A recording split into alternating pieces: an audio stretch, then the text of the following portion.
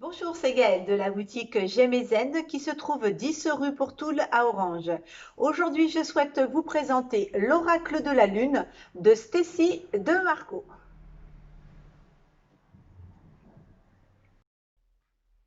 Voici donc la pochette de l'oracle de la lune de Stécie de Marco. Alors, au dos, on a trois cartes qui font partie du jeu. Vous avez un petit texte explicatif qui est le suivant. Reine de la nuit, la lune est la gardienne de nos rêves, la mère de nos émotions. Depuis des millénaires, les humains se sont connectés au pouvoir mystique de la lune et à l'énergie des saisons. En effet, nos ancêtres honoraient et respectaient les cycles de la nature, vivant au rythme de la lumière et de l'obscurité, de la chaleur et du froid, des périodes de fertilité ou de repos. Grâce à cet oracle, vous pourrez vous reconnecter aux énergies primordiales des cycles de la Lune, comprendre leurs influences, utiliser leurs pouvoirs bénéfiques et connaître les moments les plus propices pour réaliser des rituels d'amour, de santé, de prospérité. Vous pourrez ainsi puiser dans la sagesse ancienne de la Lune des réponses inspirantes à vos préoccupations du moment. Vous avez également un petit texte qui explique qui est Stécie de Marco. Donc, c'est une militante écologiste passionnée, auteure de nombreux livres et oracles best-sellers. Et elle vous donne son site, donc c'est www.themodernwish.com. Ce coffret contient 44 cartes illustrées et un livre d'accompagnement de 112 cartes. Le prix de cet oracle au mois de septembre 2020 est à 24,90 €. Allez, on va découvrir maintenant ce qu'il y a à l'intérieur de cette pochette.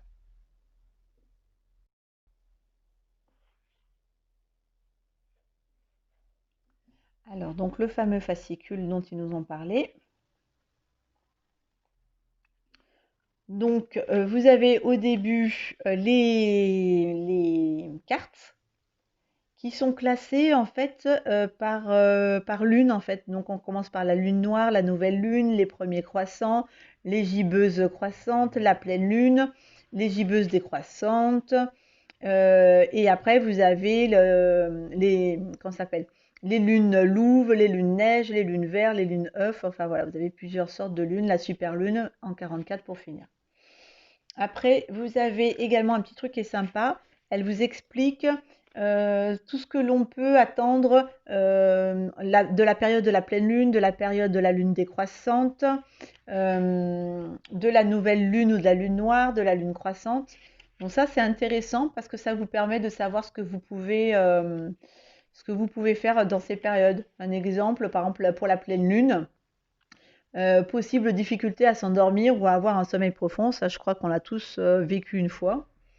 Voilà, si vous émettez une ou plusieurs intentions durant cette lune, vous avez de fortes chances d'en récolter les fruits car elle est parfaite pour les sorts d'attraction en tout genre. Par contre, en lune décroissante, ça va être un excellent moment pour émettre des intentions dans le but de se défaire de quelque chose qui ne vous sert plus ou vous libérer d'obstacles ou de limitations. Voilà, donc c'est intéressant aussi de savoir un petit peu ce que l'on peut faire en période de pleine lune ou d'autres phases de la lune. Après, bah, bien entendu, vous avez les différentes sortes de tirages avec cet oracle. Voilà. Et puis, vous avez les cartes. Petite chose appréciable, les cartes sont en couleur dans le fascicule. Une petite phrase à chaque fois, je ne sais pas si vous voyez, une petite phrase à chaque fois à dire comme un petit mantra. Et puis également, elle a associé une pierre ou un métal à chaque carte. On retrouve donc la carte, donc là par exemple on est sur le premier croissant et le nom de la carte qui arrive en dessous. Voilà. Et puis à la fin, bah, vous avez juste la petite préface là. Voilà, à propos de l'auteur qui est Stécie de Marco. Et puis l'artiste également qui a fait les cartes. Allez, on va maintenant découvrir le jeu.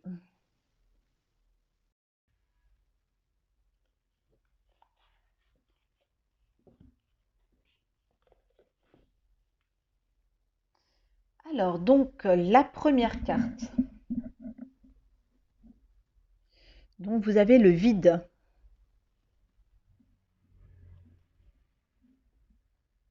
La deuxième carte, c'est le commencement.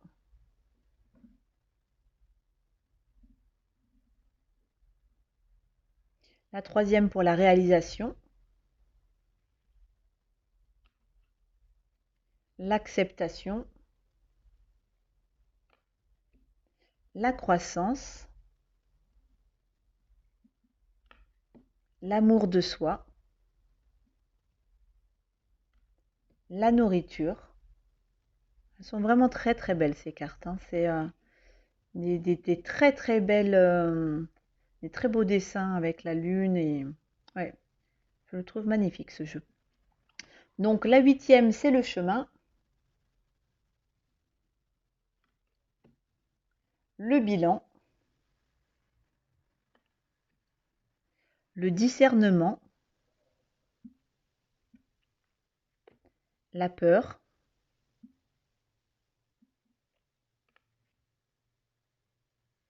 les limites,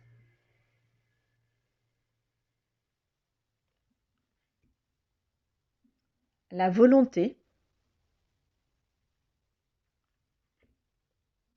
la concentration, l'action, la puissance, ça c'est la carte de la pleine lune, l'introspection, plaisir, équilibre,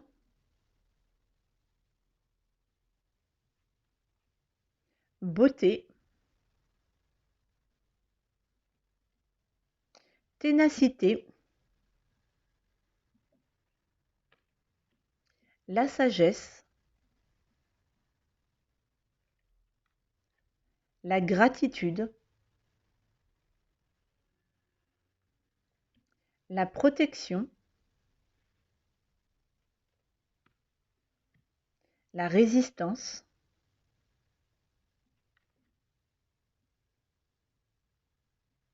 remettre,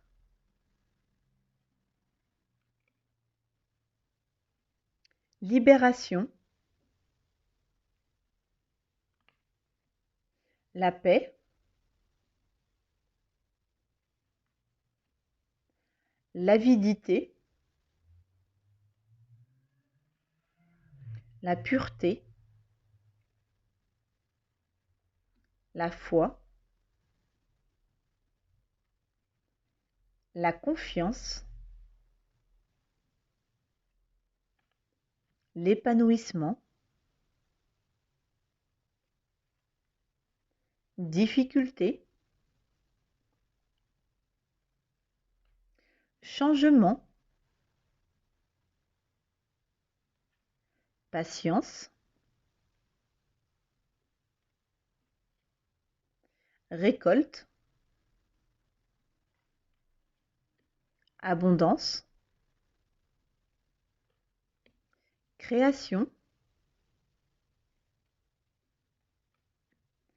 ténèbres, souveraineté, le masculin, l'inattendu, l'attraction pour la dernière carte. J'ai oublié de vous montrer le dos des cartes. Donc le dos des cartes, voilà, c'est toutes les phases de la lune. Et la tranche, elle est classique, il n'y a pas de dorure dessus. Voilà. On va à présent tirer une carte pour voir quels messages peuvent accompagner ce genre d'oracle.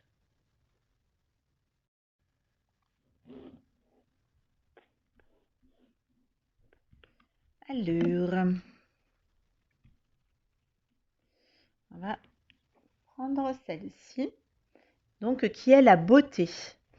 Et donc, la beauté est le message le plus long qu'il y a dans le livre, puisqu'il fait 3 pages, contrairement aux autres où il n'y a que 2 pages. Bon, Allez, c'est parti, on va lire les 3 pages. Donc le numéro de la carte, vous voyez, est en haut là, numéro 20. Je ne sais pas si vous voyez. Donc du coup, je vais aller chercher le numéro de la carte à travers son chiffre. Voilà pour la 20, la beauté. Alors, la beauté peut guérir même l'esprit le plus brisé. Elle est présente partout dans la nature. Il nous suffit d'ouvrir les yeux. Elle se décline à l'infini. Il ne tient qu'à nous de savoir la voir. J'aime ma beauté à moi. Débarrassez-vous de tout ce que vous trouvez désagréable et inutile. Donc le petit mantra là qui est en couleur est le suivant. Je vois la beauté partout et cela élève ma vibration. La beauté est un de mes principaux besoins d'être exposée à ce que je trouve beau pour faire le plein d'énergie. Vous pourriez trouver cela étrange, mais c'est loin d'être rare, surtout chez les créatifs et les artistes. Pour moi, la beauté n'est pas liée à la quantité de maquillage ni à l'idéal de beauté de la société. Pour moi, la beauté, c'est la nature de m'entourer de choses que je trouve esthétiques et agréables. Je regarde autour de moi alors que j'écris et je peux voir de sombres nuages encombrer le ciel venté dans lequel jouent les oiseaux. Et c'est magnifique. Mon bureau se décore d'un petit morceau de verre qu'un ami a créé pour moi et d'un petit bol rempli de fleurs de frangipanier d'été.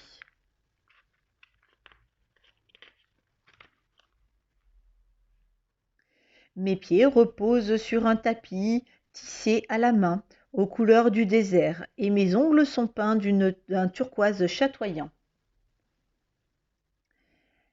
Ma couleur préférée. Toutes ces choses sont pour moi des expressions de la beauté.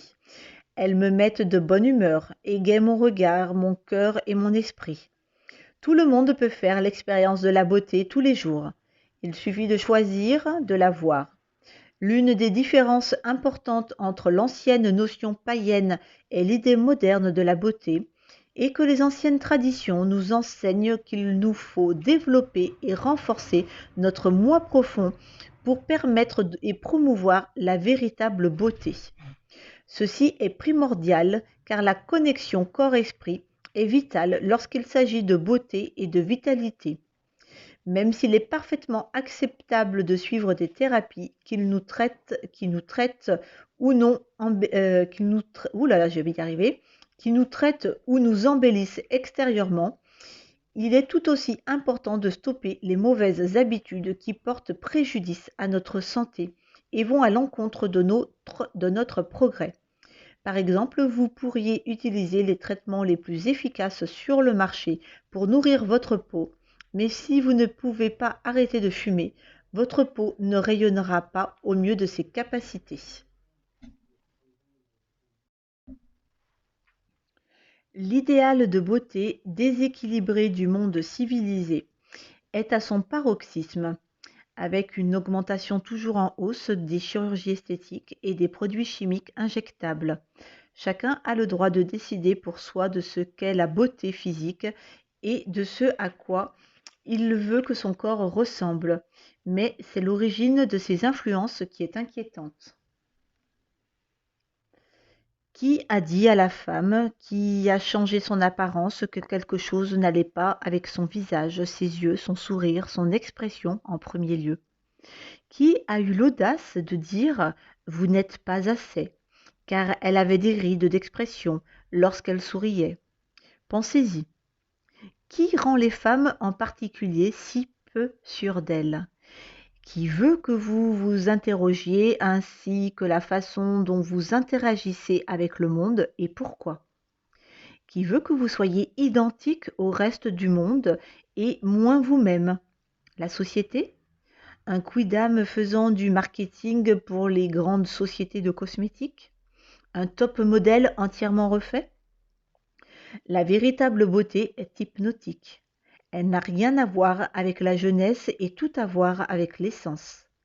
l'âme qui brille à travers la peau. Le mot charisme vient du grec charis et ma, ce qui signifie l'esprit, âme qui brille à travers. Chacun de nous possède une beauté unique, source de confiance en soi, si nous la reconnaissons. Chacun d'entre nous est désirable, est parfaitement formé pour être ce que nous voulons être. Mais si nous devenons trop obsédés par l'extérieur, qui n'est qu'éphémère, nous risquons d'être malheureux comme les pierres, à courir après un idéal inatteignable et inhumain. Pour la pierre ou le métal associé, c'est le larimar. Allez, on va en tirer une autre, voir un autre message. Tic, tic, tic. Je vais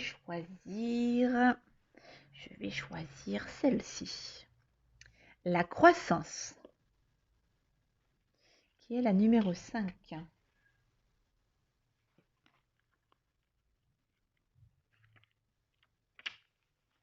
Allez, la croissance. Rejetez la stagnation pour avancer. Agissez. L'évolution est un choix.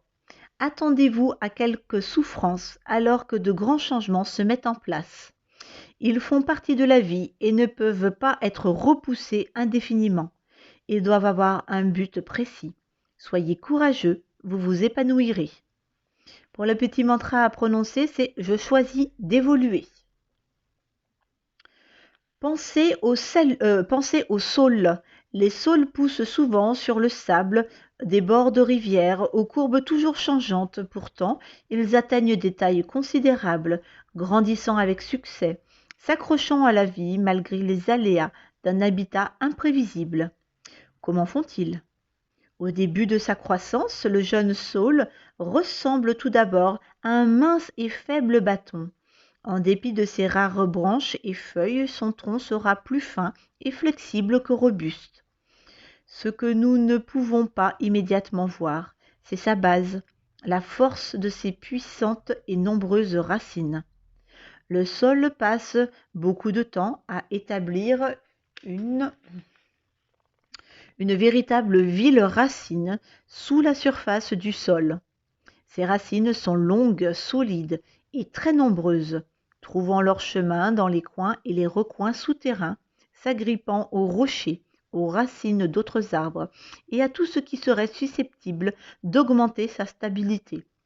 Ces racines se dispersent dans toutes les directions, sécurisant ainsi leur position au cas où la terre se mettrait à changer. Ce n'est qu'une fois ce réseau de racines bien établi, et seulement alors, que le saule met toute son énergie dans sa croissance future. De là, le tronc s'épaissit, s'élargit et se durcit pour remonter toucher le ciel. Cependant, ces branches ne sont pas à l'image du robuste tronc. Au contraire, elles ont pour ordre de rester flexibles. Afin de pouvoir suivre le soleil et survivre à la force des vents qui pourraient menacer de renverser le reste de l'arbre. Cette croissance se fait entièrement selon la stratégie et le but divin. Le cycle lunaire croissant appelle à la croissance, mais pas sans but. Lorsque nous comprenons notre position actuelle, l'acceptons et décidons de changer, nous nous programmons naturellement à évoluer en tant qu'individus. Nous pourrions expérimenter des douleurs de croissance, car la transformation entraînant un changement, des inconforts et des inconvénients peut momentanément surgir. En restant centrés sur notre intention et les résultats escomptés, nous garderons la force de courage et de résilience nécessaires pour continuer d'avancer vers l'épanouissement de notre vrai soi. Pour la pierre ou le métal associé, c'est la charoïte.